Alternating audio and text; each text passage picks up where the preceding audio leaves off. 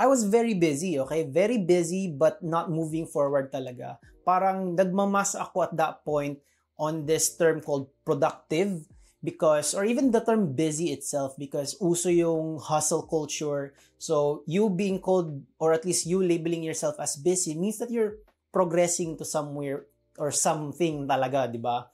And me thinking that I was doing something, I was hustling, I was very busy, I was thinking that I was moving forward, but in reality, I wasn't. Ang nangyayari was that every time I moved to another opportunity, shiny object, or new person to meet or whatever that is, that I felt like parang need ko, I would basically do a reset. So what that meant was that I needed to spend more time on that person, on that opportunity, more time, energy, money, lahat. Basically, ibubuhos ko na naman doon. And then nag-reset siya, or I'm basically back to square one on that specific thing. That meant I wasn't really finishing anything. I was starting a lot of things and then doing things until up to the middle, and then by the last part, wala nang mangyayari.